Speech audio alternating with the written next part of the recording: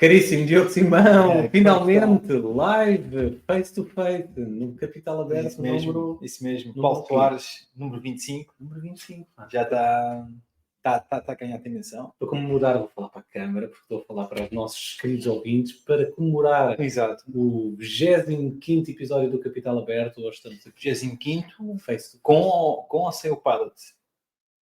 É uma boa pergunta. Eu Não acho- sei, não eu sei acho- responder. eu acho Mas o que Padlet é- não conta. Episódio 25. 25 episódios, Ok. marco histórico. Sim, senhora. O que é que temos hoje para comemorar estes 25 episódios? Não temos o Sporting como campeão. Então, temos o Sporting como campeão, mas vamos fugir a esse tópico. Sim. Que interessa de futebol. Nunca falamos sobre futebol. Não, zero bola. Futebol não é de facto a minha praia. Não. Tens filiação clubística, pelo menos, ou nem sequer... Epá, tenho alguma afinidade? por convênio o Benfica. Porque a respeito dessa matéria, quem veste as calças lá em casa não sou eu. Defino por convênio. Na questão da pessoa que vive comigo. Tua mulher. Sim, a pessoa que vive comigo e é maluca pelo Benfica e, portanto, eu fui obrigado a gostar do Benfica. Portanto, é boa pessoa. Só por isso. Já a conheces, portanto, podes ter a opinião. Mas está pá, triste, não é? É? Está triste hoje. Epá, sim, ontem estava toda irritada com o que só via dos petardos lá na rua por causa da manifestação. Manifestação não, com a manifestação da vitória do Os três gatos pingados que andaram a festejar a vitória. Por acaso, olha Por que... acaso. Não, por acaso encheram bem o Marquês. É a minha veia benfiquista aqui a espicaçar, mas não. Sim, mas o Schmidt, pelo que sei, já renovou até 2026, não é? Já tinha renovado há algum tempo atrás, não é? Já? Já Vamos ver as notícias agora. Não, já tinha renovado desde a época passada, se não estou a erro, meio da época passada, já é um tema antigo. Mas o Sporting foi um justo campeão, não costumamos falar de bola, mas já que introduziste o tema, falamos. Como benfiquista, acho que foi um justíssimo campeão. Foi a equipa que melhor futebol jogou em Portugal, portanto. Sim, não percebi aquela coisa daquele gajo que entrou no meio do campeonato que foi decidir isto, o Gievski, ou como se chamou, que abriu hoje as manchetes. Não faço a ideia do que é que tu estás a falar e percebe-se claramente que tu e o futebol não é... Não, mas eu estava a ver hoje na manchete que tinha havido um jogador que tinha sido fundamental na estratégia. Não, para o campeonato do Sporting há um jogador que quem nos está a ouvir percebe claramente o quanto tu estás a leste do futebol, porque é de facto o nome mais falado no desporto nacional, é o Gyökeres. É isso. É um bom gajo. É um fora de série. É um dos melhores jogadores que já passou pelo campeonato português em muitos anos. E claramente marcou a diferença. O Sporting agradece-lhe o título.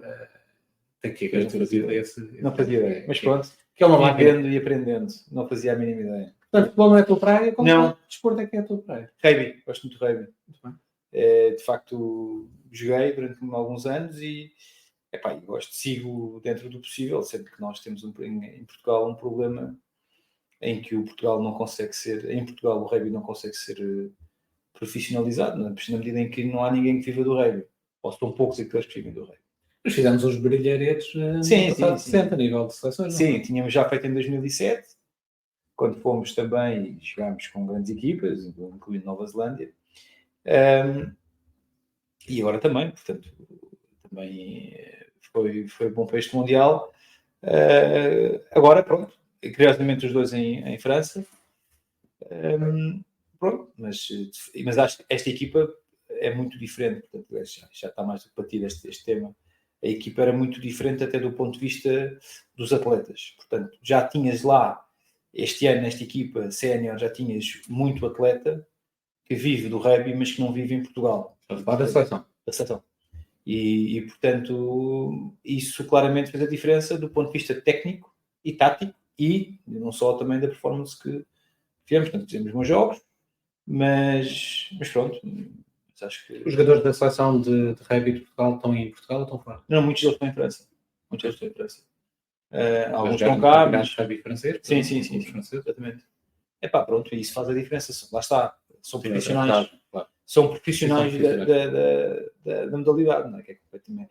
Nós, na primeira vez que fomos ao Mundial, em 2007, todos eles faziam aquilo por amor à camisola. Não era nem pelo dinheiro que ganhavam, nem era tanto pelo sacrifício pessoal que aquilo representava, porque eles chegavam a fazer, e depois houve muitas entrevistas disso, mas eles chegavam a fazer bidiários portanto, treinos bidiários e que treinavam no meio da profissão. No meio de uns eram contabilistas, outros eram médicos, outros eram...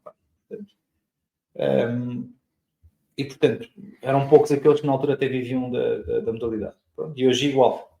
E hoje não é igual, hoje é diferente. Hoje tem já a equipa... É diferente, lá está, pelos que estão fora, não porque... Sim. E tinhas um selecionador, na altura tinhas o Tomás Moraes, este ano tinhas um senhor que vivia disto, mas que se reformou e portanto, não era português. E, portanto, mas pronto, estou para canto já, venho ao próximo. Muito bem. Mercados, então, como é que estamos de... Mercados financeiros, olha, não vamos àquilo que nos interessa, não é? É verdade, vamos falar de capital. Mercados financeiros, não há grandes novidades, as coisas estão relativamente mornas. Tem estado já há algum tempo esta parte. Depois do início de ano, quem nos acompanha sabe, temos falado muito nisso, quer na newsletter. Tens de chegar um bocadinho para cá, se não vais ficar. É verdade, assim já estou melhor enquadrado. Quer na newsletter, quer aqui nas emissões do Capital Aberto, temos falado bastante sobre isso.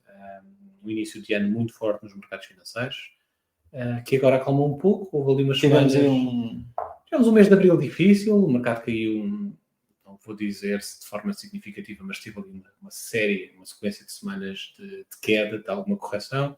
Agora recuperou um bocadinho na semana passada, nas últimas 2 semanas recuperou um bocadinho, mas de forma bastante tenue. O que, na verdade, faz com que nos últimos mês e meio o mercado tenha andado para lá. E que, de alguma forma, faz algum sentido. E faz algum sentido neste sentido, passa a expressão, que é o mercado, é muito comum o mercado passar uma sequência longa sem grandes sinais, sem de facto ter uma direção muito vincada, e depois de repente, por qualquer motivo, que a maior parte das vezes não se sabe qual é que é simplesmente a força compradora do mercado, e dispara e tem ali uma sequência de valorização muito forte. Isso aconteceu no ano passado, tivemos 3 meses de valorização muito forte, ou 2 meses, novembro e dezembro, foi de facto um final de ano muito forte. Depois da calma, depois há ali um momento outra vez de valorização expressiva, por isso é que de facto é importante, e por isso é que se costuma dizer timing the market beats timing the market.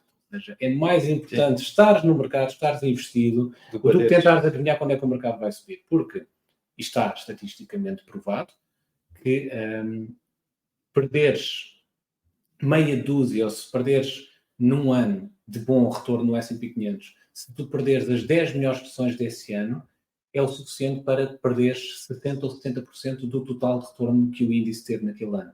Portanto, isso demonstra, e é um bom tema para dissecarmos aqui, se calhar, noutra edição do Capital Aberto, e trago, de facto, dados estatísticos, não os tenho aqui neste momento para partilhar contigo e partilhar com quem nos ouve, mas esses dados, esses estudos existem, de facto, num ano muito bom de mercados financeiros, perderes um conjunto de 5, 8, 10 melhores e maiores sessões de bolsa desse ano é o suficiente para perderes grande parte da rendibilidade que o índice... Mesmo que entres em alta, por exemplo, mesmo que alguém tenha entrado no S&P 500, imagina em março deste ano que estava em máximos históricos. Bem, se entraste em março deste ano, as coisas não estão a correr bem, porque grande parte da valorização que o S&P já se perdeu, 500, já estava para trás, portanto tu perdeste. Mas o que eu digo é, imagina um ano em que o S&P 500 teve 20% de ganho, de janeiro a dezembro. Caso do ano passado. Nesse ano, caso do ano passado, por exemplo, se nós formos a retirar os 10 melhores dias de bolsa, os dias em que o S&P 500 mais valorizou ao longo do ano, em que num dia foi 1%, no outro dia ter sido 2 ponto qualquer coisa, se tu tirares esses 10 dias, são apenas 10 de um conjunto de 200 e tal trading days que existem ao longo do ano, se tu tirares apenas esses 10 dias, a tua rendibilidade vem dos 20% cá para baixo para se calhar 4, 5%.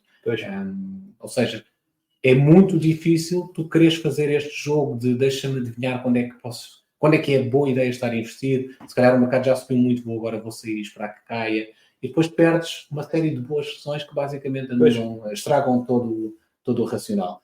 E este ano está a ser um bom ano também nesse sentido, porque de facto nós já estamos daqui a pouco a meio de maio, vamos ver como é que o mercado se comporta nos próximos meses. O verão também costuma ser uma altura do ano em que as coisas são um pouco mais choppy, passa a expressão, um pouco mais instáveis, no sentido que tem grande tendência definida. Há também uma célebre frase nos mercados financeiros que é: se sell in May and go away.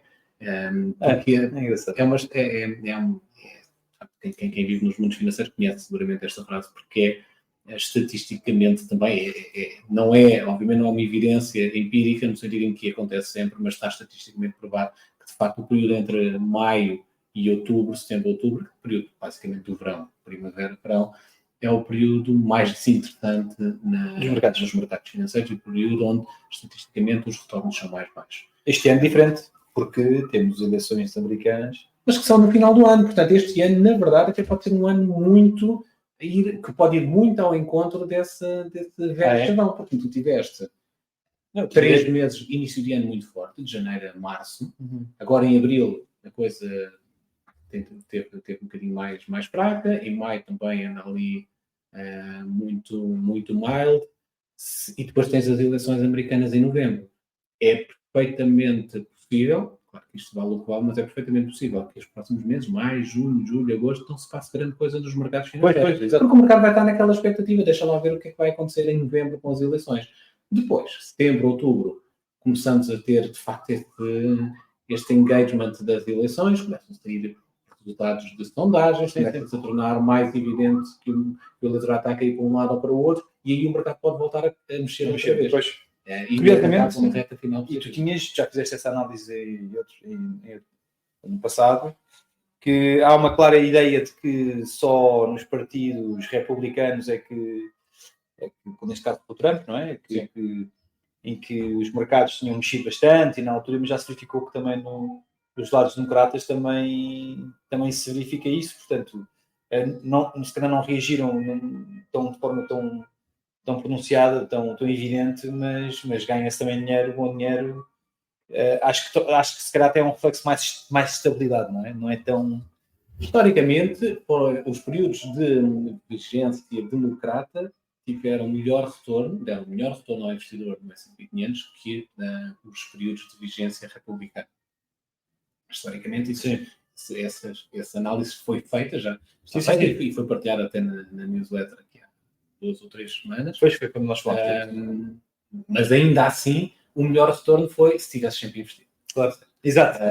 É muito melhor estar sempre investido. Foi até naquele exercício, naquele gráfico que tu mostraste da variação do preço do Big Mac, não foi? Que era possível que tenha sido nessa semana do Big Mac Index. Que eu achei espetacular. Achei espetacular esse gráfico, portanto, essa relação de informação daquilo que é a evolução da economia com o preço do Big Mac. Sim, tem muito a ver. O Big Mac Index mede sobretudo currency também.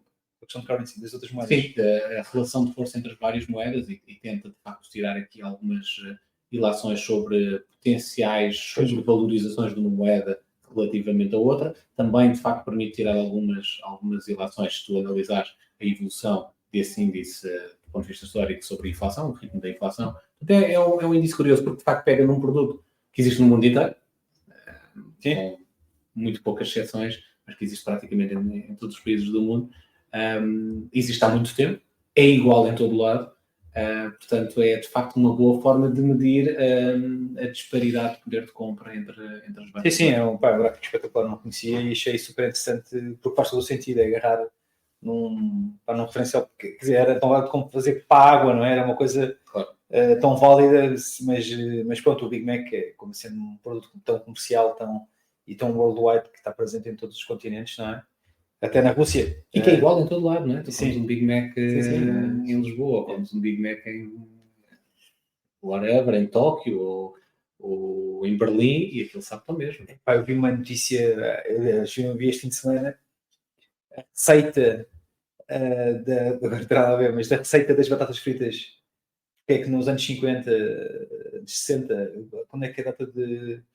Acho que é anos 50, se não falhar a memória. Inventou batata frita? Não. Da receita do início do McDonald's, que acho que é anos 50, peço desculpa se me estou a enganar, mas acho que não, e que pesquisar, continua. Que era terrível, aquilo leva tens que meter a quantidade de açúcar e de gordura com que era feita as batatas para ficarem tão estaladiças. Açúcar? Sim, aquilo eles ficavam salgavam em água com sal e também depois com açúcar. 1940. Eu vi.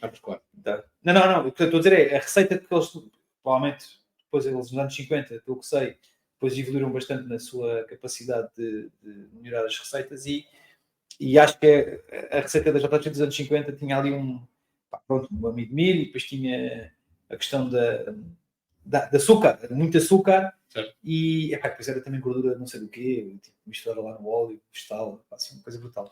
Mas o McDonald's é um bom exemplo, porque nós falamos aqui de capital, não é? Sim. É preciso dizer porquê, está no nome.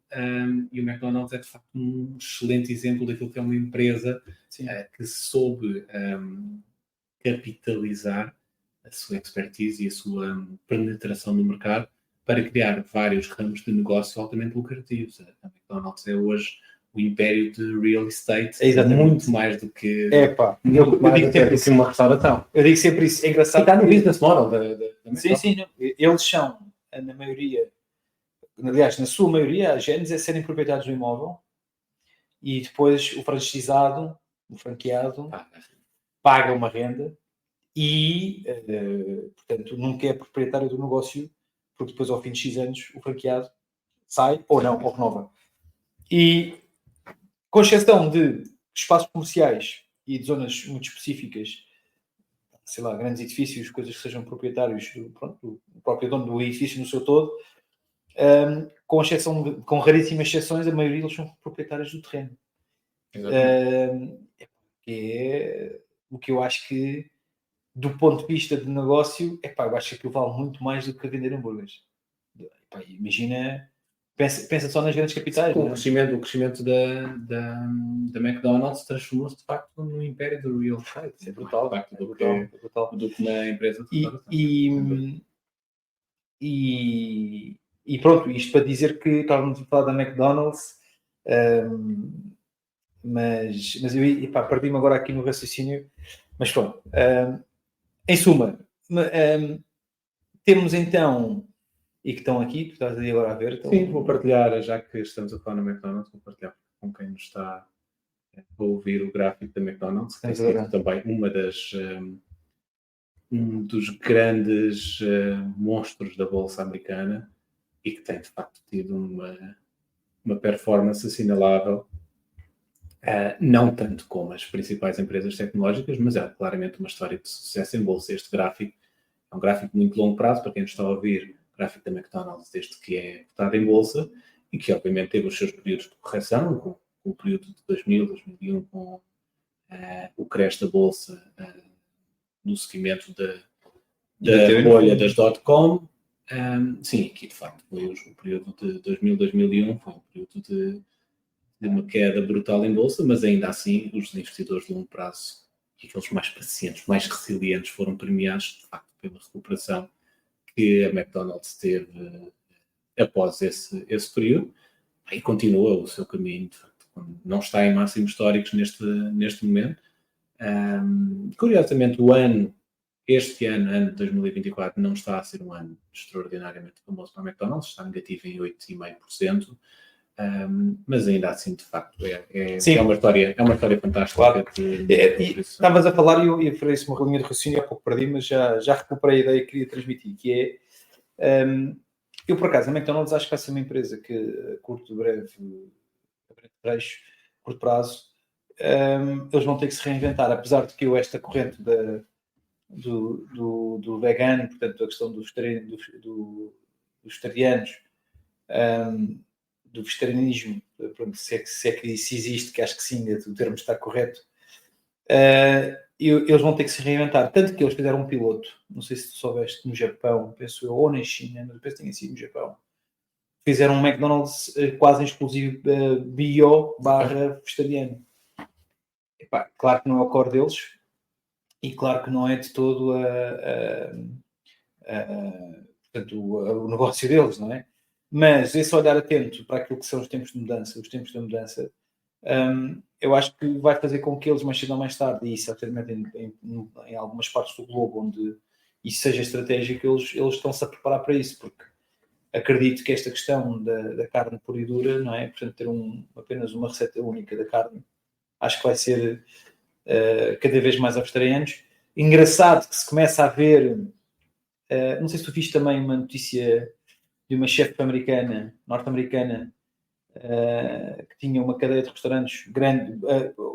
Ela não tinha muitos restaurantes, mas era uma cadeia de restaurantes representativa do ponto de vista da marketing, daquilo que representava da questão eles tinham um público só para vegetarianos. E ela fez um post e disse que ela percebeu que não ia salvar o mundo com os seus restaurantes vegetarianos. E converteu-se em introduziu a carne. Tinha que salvar o mundo? Não, tem essa questão que é muito interessante, que é a temática de muitos vegetarianos que mudam os seus hábitos alimentares em prol, e não só de uma questão da alimentação saudável, de saúde, mas que também em prol de alguma carnificina que existe do mundo animal. Mas pronto, ela de facto é engraçado, não me recordo o nome dela, sou muito bom nisto, sei das coisas, mas nunca sei os nomes. Mas aliás, ela foi super polémica. Não sei se a ideia foi ser mais conhecida face àquilo que já era, ou se foi criar aqui uma... Achas que pode ter sido marketing? Assim, se foi marketing, acho que é um mau marketing, porque aí numa perspectiva de que mudaste completamente aquilo que faz de ti o teu negócio, não é? De repente, olha, afinal, eu até agora fui sempre vegetariana, vendo-me ser vegetariana. O meu trademark era ser toda em volta da questão do ambiente, ecossistema, tal. Pai, de repente, olha, chegas à conclusão, eu não vou conseguir salvar o mundo. Pronto, dá de representar qualquer coisa, mas é muito interessante. Conclusão, acho que a McDonald's é um bom exemplo, já por aquilo que estou a dizer, por esta questão deles no Japão. Penso que tinha sido no Japão que tentaram essa ideia como piloto, e pronto, e acho que e mesmo eles já estão a mudar muito, até mesmo... Sim, mas acho que eu ia dizer isso, acho que o McDonald's tem feito o seu caminho, acho que estas transições são muito mais lentas do que aquilo que por vezes pode aparecer e por vezes aquilo que a comunicação social e as redes sociais podem fazer transparecer. Aliás, de facto, a transição de hábitos alimentares já existe há muitos anos, que é um tema novo e ainda vai continuar. E o McDonald's tem feito o seu trabalho e acho que tem feito um bom trabalho para mudar, primeiro numa fase inicial, mudar a sua imagem de empresa de fast food que só disponibiliza refeições que não são saudáveis. O McDonald's hoje já descolou bastante essa imagem de ser uma cadeia de restauração e que a carne não é melhor, não é saudável e que a carne não tem qualidade. Aliás, se há restauração que é bastante monitorizada, é a McDonald's. Portanto, se há local onde tu podes ir, de facto, ter uma refeição onde o controle de qualidade é muitíssimo apertado, é a McDonald's, fruto do escrutínio que tem. E também esta transição para... Primeiro, de facto, houve essa transição para isto também é comida saudável, obviamente, como qualquer outra comida. Tu não podes comer só aquilo, mas nada que seja comida em excesso, nada que existe no mundo pode ser comida em excesso, que deixa de ser saudável. E depois esta transição também para novas tendências de alimentação, que é a McDonald's também já começou a enverdar. E acho que a seu tempo vai conseguir fazer essa transição bem sucedida. Sim. Acho que não será na nossa geração que... Bem, estamos de volta depois de um pequeno problema técnico, mas aqui estamos para continuar a nossa análise aos capitais, mercado de capitais. É um episódio para a publicidade. Exatamente. Então vou ter que meter aqui qualquer coisa para Vamos fazer uma pausa para publicidade aberta 10 prósis. Exatamente. Mas estávamos a falar então do McDonald's e da sua capacidade de adaptação aos mercados atuais, aos dias de hoje. E pronto. E acho que a questão do vegetarianismo é uma realidade e ela existe. E acho que a McDonald's vai se habituar certamente a isso. E acho que há bons exemplos, há boas práticas relativamente aqui à questão. Há boas práticas. Vê-se que Portugal está realmente a conseguir adaptar-se aos tempos de hoje, até porque há uma cadeia, passa aqui publicidade, já que também tivemos aqui a fazer bastante em relação aqui à questão da McDonald's. Uma cadeia que para mim é um fenómeno, que é a questão do Honest Green. Não sei se conhece a cadeia. Conheço perfeitamente. Estava a tentar confirmar, entretanto, se por acaso estava no portfólio, se a McDonald's estava no portfólio do Warren Buffett, mas não está. Porque a McDonald's encaixa, tem alguma curiosidade de saber porque é que não está. é que essa informação existe, se é que alguma vez Warren Buffett se pronunciou sobre a McDonald's, porque de facto vai muito ao encontro do estilo de investimento do Warren Buffett, que é basicamente as modes, aquelas empresas que têm de facto uma posição dominante na sua indústria, posição não concorrencial. É verdade que existem outras cadeias de hambúrgueres, mas nenhuma de facto tem a dominância ou chega perto de assustar a dominância que o McDonald's tem no mercado. Mas não, curiosamente, não faz parte do repertório de ações do Warren Buffett. Achas que funciona, copiar a carteira do Warren Buffett? Achas que é uma solução vencedora? Não. Já deve haver muitos exercícios. Sim, há seguramente muita gente que o problema de tu replicar uma carteira do Warren Buffett é os bolsos cheios que o Warren Buffett tem. O Warren Buffett tem a capacidade de estar errado durante muitos anos. Tu não. O investidor comum não pode se dar ao luxo de se enganar, ou melhor, sim, não se pode dar ao luxo de se enganar e não se pode dar ao luxo de estar certo muito antes de tempo. O Warren Buffett pode. O Warren Buffett pode estar a ver alguma coisa que só se materializa daqui a 10 anos, em que ele acredita, começar o investimento e esperar o tempo que for e se for preciso, pôr mais dinheiro. Porque o Warren Buffett faz isso, de facto. Se um título evolui no sentido contrário àquilo que é a posição dele, Warren Buffett não tem problemas em injetar mais capital e reforçar as suas posições. A maior parte do investidor comum não se pode dar esse luxo, porque de facto, se a coisa corre mal, invalida toda a estratégia de investimento. Por isso é que é difícil replicar a estratégia do Warren Buffett por isso mesmo, porque de facto não... para já, obviamente, pelo conhecimento que ele e a equipa dele têm. Aqui um parênteses à conversa. Mas também por isto, de facto, o investidor tem que ser muito mais cauteloso do que aquilo que uma Berkshire pode ser. Agora, podes sim comprar ações da Berkshire e a Berkshire ser o teu ETF, porque na verdade a Berkshire é um ETF. Tem muita coisa lá dentro e tu podes simplesmente acreditar que eu quero estar investido ali e aquilo é o meu portfólio, ou pelo menos uma parte relevante do teu portfólio ser a Berkshire. Muito bem. Mas ainda nos mercados capitais, curiosamente, tenho visto notícias, certamente, deixo já as minhas mais para cá, vais desaparecer da imagem. A fugir da imagem. Curiosamente, eu acho que os carros elétricos estão a passar um mau bocado. E vi uma notícia este fim de semana também, que está aquém de tudo aquilo que era. Aliás, Tesla está a se despedir e acredito que quando a Tesla despede, os outros vêm atrás. Com exceção da China, provavelmente. Mas acredito que também as empresas... Eu acho que isto só trouxe isto ao tema. Acho meio que há discussão, porque eu sempre fui um bocadinho cético em relação aos automóveis elétricos. Porque acredito profundamente que... Já falei disso também nos podcasts, que acredito que não é a solução. Acho que não é o futuro. Acho que é uma transição, estilo tipo BHS/CD-ROM. Acho que não é o futuro, é um caminho para. Hoje temos o meio digital, pronto, que é a informação pouco materializada do ponto de vista do nosso lado, não é? Mas, Diogo, eu percebo isso, mas tem uma grande diferença, que é o nível de investimento feito. Sim, indiscutível. A proporção é absurdo, não é? Sim, e nem falo tanto naquilo que é, na nossa realidade, até não é onde ele é mais sintomático. Por exemplo, o investimento que foi feito na China no desenvolvimento de tecnologia de carros elétricos é uma coisa absolutamente avassaladora, não é? Acreditar que todo esse investimento foi feito em vão ou de uma forma meramente transitória é difícil. Eu não apostaria o meu dinheiro nisso. Também não posso garantir, não tenho uma opinião 100% formada, no sentido em que acredito que de facto, termos encontrado a tecnologia do futuro. Até porque eu acho que a questão fulcral tem muito menos a ver com a tecnologia e mais a ver com o sistema, com o modelo que queremos. O que é que eu quero dizer com isto?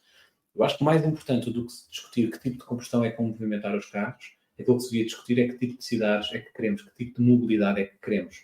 Porque eu acho que faz muito mais sentido, e sobretudo nas grandes cidades, nos meios mais desenvolvidos, onde temos de facto uma sobrepopulação de carros a ocupar o espaço, as vias públicas, faz muito mais sentido discutir um modelo de mobilidade, fomentar transportes mais eficientes, fomentar o car sharing, fomentar uma série de soluções que tirem carros das estradas que de facto entopem as estradas e poluem o meio ambiente nos meios desenvolvidos, e menos se a transição é para carros elétricos, carros híbridos, hidrogênio, ou o que quer que seja, mas mantendo o mesmo problema que é, de facto, as cidades entupidas de carros. Porque tirares de lá carros a combustão, mas colocares carros elétricos, que também têm uma pegada ecológica absolutamente brutal, de uma forma diferente dos carros a combustão, mas têm uma pegada ecológica brutal, não resolve problema nenhum. Eu acho que, de facto, a questão deveria ser muito mais discutida por essa via e não tanto pelo tipo de tecnologia. Agora,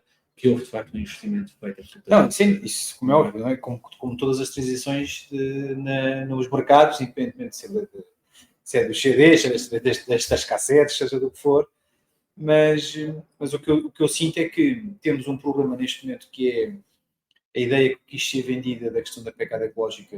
Acho que é uma falácia, não existe, tanto na sua criação como na sua desmaterialização, ou pelo menos os processos de reaproveitamento das baterias das viaturas não estão ainda 100% apurados, e se calhar pode ser esse o caminho, não pensar que os veículos elétricos estejam mortos à nascença, ou que a ideia do conceito de carro elétrico esteja fora de sentido, for que não deixe de fazer sentido. Mas o que eu acho é que as pessoas começaram agora, finalmente, acho que a curva, o abrandamento do consumo, da aquisição de viaturas elétricas, já é uma consequência daquilo que as pessoas já aprenderam, tanto no segmento usado, o que é o preço a pagar se ter uma viatura elétrica no mercado usado, e bem como a sua manutenção de um novo, quando dá chatices.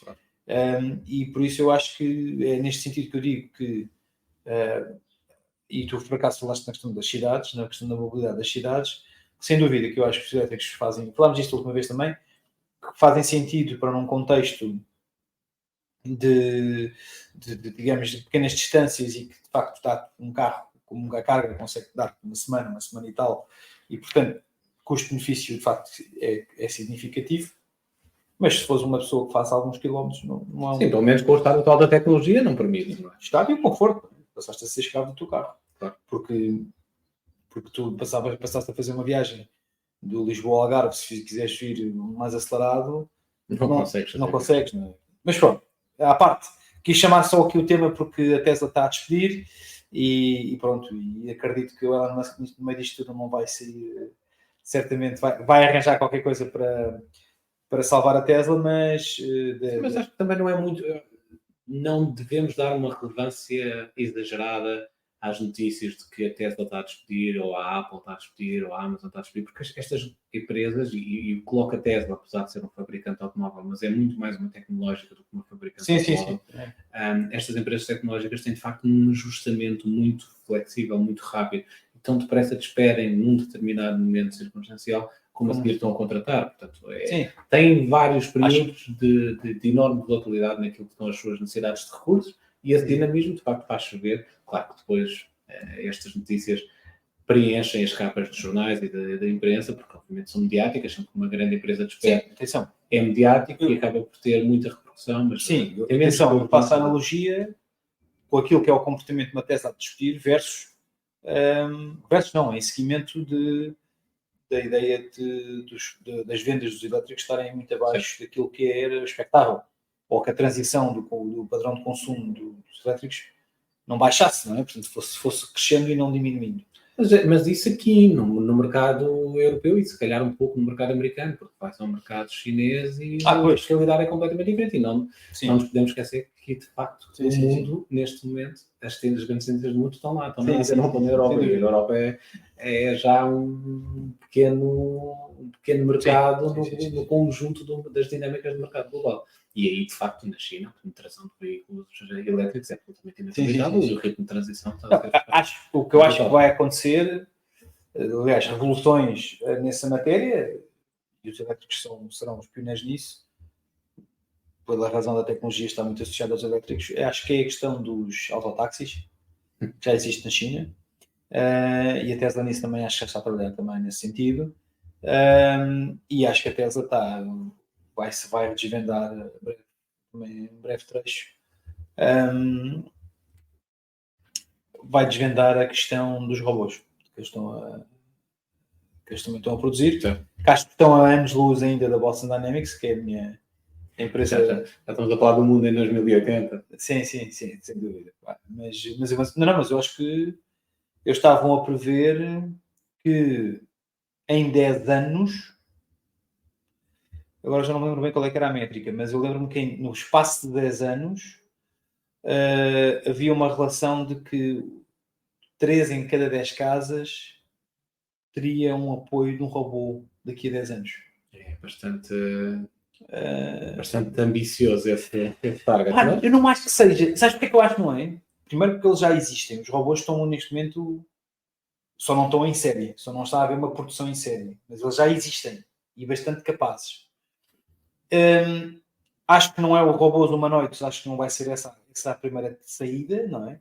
Acho que não vai ser o primeiro tipo de robô, que acho que será para consumo com o efeito de humanoide. Mas acredito que no apoio às tarefas, principalmente em situações de mais idade, na parte das necessidades das pessoas que mais precisam, será a franja para onde isso vai ser desenvolvido. Agora, e porque é que eu acho que não é difícil? Se tu pensares bem que qual é que era o iPhone que tu tinhas em 2014, 10 anos atrás.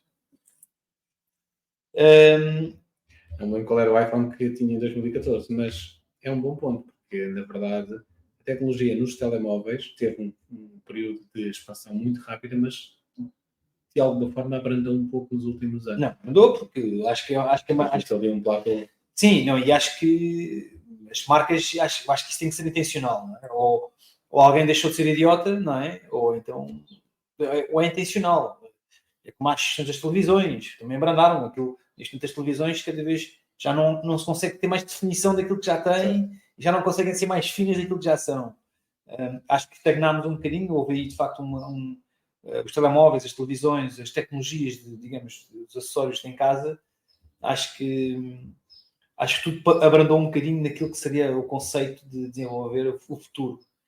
Acho que cada vez mais está toda a gente a apostar mais, agora não tanto na tecnologia pura e dura, na tecnologia, certo, mas acho que está mais na internet das coisas. A inteligência artificial. Sim, a internet das coisas, chama-se mesmo a internet das coisas, que é o IoT. Narrative Learning. Que é os dispositivos vão passar a servir melhor, não? Vão passar a ser mais úteis no teu dia-a-dia, que é em conjunto com a inteligência artificial. E também, como te estava a dizer, portanto, na questão portanto, aquilo que vemos dos últimos 10 anos, mas imagina, faz o exercício 2010-2020, portanto, 2010 estavas há 3 anos, há pouco de 3 anos ter sido lançado o primeiro iPhone, em 2010, e o que é que tu tinhas em 2020 de iPhones, não é? Certo. Estavas no 11 ou no 10, ou assim, uma coisa, já era uma grande máquina. Olha, mas se acreditas firmemente que os próximos anos vão ser anos de desenvolvimento da internet das coisas, da Internet of Things, tens ETFs que investem especificamente nesse segmento. Portanto, podes... Quem nos está a ouvir e concorda com o Diogo, acha que o futuro dos próximos anos está pelo desenvolvimento da internet, segmento Internet of Things. Podemos recomendar aquele... Quer dizer, não podemos recomendar, não podemos fazer recomendações. Não. Mas há ETFs, procurem, mandem mensagem privada. Exato. Há ETFs para investir nesse segmento de mercado. Bom, já gastámos muito 42 minutos, acho que já gastámos o nosso podcast todo a falar de mercados capitais. Sim, terminamos só então aqui na questão daquilo em Portugal, das coisas. Sim, falamos um bocadinho sobre o que é que se passa. Até porque esta é a nossa primeira edição ao vivo ou em conjunto face to face. Mas diria... O que é que se passa em Portugal, Diogo? Uma atrapalhada. Portanto, mais uma? Sim, acho que não... Nada de novo. Sim, atrapalhada na perspectiva de... Acho que não é tão cómico como foi em tempo de António Costa. Não temos tanta margem para brincar com o que acontece. Mas, de facto, do ponto de vista, primeiro do governo, fez agora há pouco tempo, acho que até foi na sexta-feira, na quinta-feira da semana passada, ou no fim de semana, bateu na hora dos 30 dias do governo de Montenegro. E o que é que acontece? Acontece que estamos a encontrar aquilo que era expectável, não é? Governo ingovernável. Sim, pronto, para já a solução, como estamos do ponto de vista de capacidade... Mas aconteceu alguma coisa em particular, alguma vez uma atrapalhada, mas... Sim, atrapalhada. O que é que temos? Temos decisões que o Montenegro está a querer tomar, que eu acho que são decisões que eu acho que ele está a tomar de pulso, nomeadamente na questão da Procuradoria-Geral da República, da Procuradora neste caso, seja na decisão de despedir a senhora que estava na Santa Casa da Misericórdia, e seja também da forma como ele deveria se capitalizar agora de uma recente notícia de que 8 dias depois das legislativas ter-se assinado um contrato no âmbito militar, que assinou-se um contrato pesado no âmbito militar, 8 dias depois das legislativas terem sido já anunciadas e definidas e mais do que aceites democraticamente, portanto, e de facto uma situação muito shady do ponto de vista da decisão que se tomou de compra de armamento, ou equipamento militar, portanto ainda não se sabe o detalhe, pelo menos ainda não sei. A questão dos 1.000 milhões que não têm cabimento orçamental, isto é, qual é a leitura que se dá? E isto ainda sujeito à confirmação. Mas o que acontece é que o que se suspeita que aconteceu foi que, para que as contas certas batessem certas, existiu uma rúbrica de 1.000 milhões de euros que transitou de 23 para 24 em despesa, que não foi reconhecida em 23 e veio a ser reconhecida em 24. Que é chato, faz algum buraco em termos de incidência orçamental. E o que acontece é que a despesa foi gasta, mas só está a ser rubricada ou está a ser... Contabilidade crítica. Exatamente. Portanto, e isto a ser verdade é grave. Mas isto que é isto socialismo, não é? Eu não estou a dizer que o PST é que vai fazer agora as contas. Provavelmente também o tinha feito no passado. Mas a verdade é que isto é o que... E depois temos o Medina que se apresenta como virgem ofendida.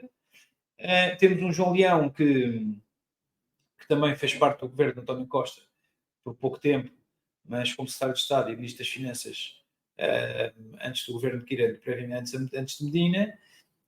E esta malta do Partido Socialista não manda umas larachas, mas eles esqueceram-se, estiveram lá.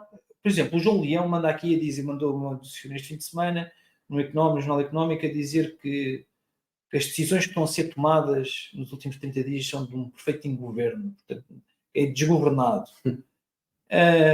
E eu pergunto, no período em que ele foi secretário de Estado, que foi algo mais do período em que foi secretário de Estado e foi ministro, a pergunta que se tem que fazer é o que é que ele fez de reforma do ponto de vista seja fiscal, seja do ponto de vista das finanças para Portugal, que lhe permita dar um direito de dizer que a gente em 30 dias estamos a fazer um desgoverno.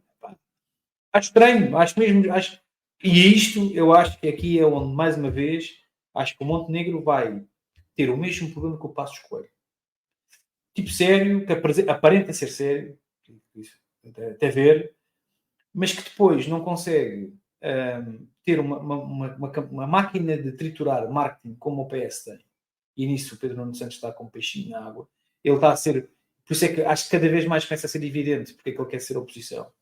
É para se poder mostrar e fazer aqui uma boa campanha de publicidade de quem ele é. Porque ele consegue tirar aquilo que devia ser a bandeira dele, de Montenegro, destas notícias, destas palhaçadas, é aproveitado de outra maneira que o Partido Socialista de forma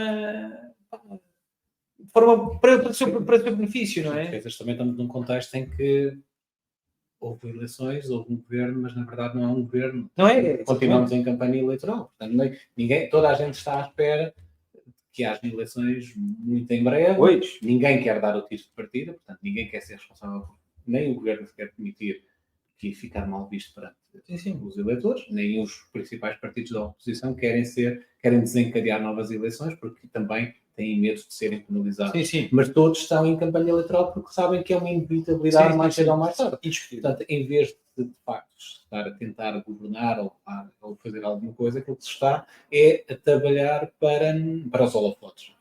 Quer o governo, quer os partidos da oposição estão a trabalhar para aparecerem como os mais responsáveis, ou para aparecerem de forma a ficarem melhor vistos junto do eleitorado para capitalizar isso em futuras eleições. No seguimento estás a dizer em relação à questão da continuidade do comportamento dos partidos aos dias de hoje, que é permanecerem a fazer campanha, concordo contigo a 200%, e uma das coisas que eu acho que o Chega tem tentado ainda um bocadinho adormecido, pelo menos, não sei se reparaste, mas ouve-se do Chega, fala-se do Chega, mas já não é aquilo que foi... Sim, baixou um pouco os níveis de necessidade, acho que é para medida. Porque eu acho que eles perceberam que estão a perder, eu acho que estão a perceber que estes 50 deputados, muita sorte. Foi muita sorte. Não é bem isto que o povo quer. Acho eu. É a leitura que eu faço desta calmia deles. Acho que tudo e tem de passar. É difícil manter, é difícil crescer, muito difícil crescer, e é muito difícil manter este nível de deputados de facto não passarem uma visão diferente, não é? Ou seja, mesmo muita gente que votou no Chega, há de facto uma base de eleitorado do Chega que se calhar dava-lhes para ter 10 deputados, 12, 15 deputados, 20 no limite, mas para chegar a 50 tiveste que ir capitalizar votos numa base de eleitorado que é mais volátil e que deu-te ali um voto que é um misto de voto de protesto, mas também de esperança, pode ser que estes façam alguma coisa, mas agora tens que demonstrar de facto ali algum sentido de responsabilidade e sentido de Estado, não é? E acho que o Chega pode estar de facto estrategicamente a tentar passar essa mensagem, que conseguem de facto ter uma postura mais de estadistas e menos de revolta e sempre acitamento à revolta popular. Mas vamos ver, quando é que temos eleições? Prognósticos para legislativas. Epá, mas eu acho que ele vai aguentar um ano. Eu acho que é mal. Eu era cético, portanto eu não acreditava nisso, mas eu acho que eles vão aguentar um ano. Acho que neste momento temos um presidente que diz que não está a xexé, mas toda a gente acha que ele está a xexé. Não sei. Acho que o Montenegro precisava de tempo para se provar próprio e, portanto, e aquilo que são as medidas dele. Acho que vai ter tempo. Acho que o mercado não vai. Acho que nem o Pedro Nuno Santos neste momento quer fazer. Neste momento não, mas um ano é muito tempo em política. Sim, mas eu acho que é fechar este orçamento e ver o que é que vai acontecer. E ver se vem escândalos ou não. Vamos ver o que é que vai acontecer na Madeira. Acho que hoje voltaram para lá fazer mais umas. Sim, e pelo meio ainda temos as europeias para tirar aqui um bocadinho de impulso, não é? Não deveria ser. Europeias, na verdade, é o que toda a gente. Não vamos gastar aqui das europeias. Vamos avançar para o nosso epílogo da Alberto de hoje. Sim, mas as europeias eu acho que isto ainda vai dar pano para mangas. Com a questão dos Quando é que é? Em julho. Julho. Sim, estamos quase a entrar em ritmo de campanha. Acho que é em junho. Por acaso, eu acho que é em junho. Acho que é. Vamos lá ver. Em junho. 6 de 6. É junho. É isso mesmo. 5 de 6, domingo, 9 de 9. 9 de 6. É junho. Vamos quase. É o mesmo. Sim, é o mesmo. Lá está. Esta coisa deles não recusarem-se a fazerem o PS-AD e o PS. Mas olha que depois, junho, temos no início de junho eleições europeias, até final do ano são mais 6 meses. Não sei se... Vamos ver. Muito bem. Capital Aberto, edição 25, primeira live, primeira de muitas. Está feito. Bem, sempre um gosto. Obrigado. Por via virtual, seja face to face, é sempre um gosto de bater aqui umas bolas contigo. E para a semana estamos aqui novamente a bater mais umas quantas. Para a semana mais. Boa semana a todos. Igualmente. E até breve.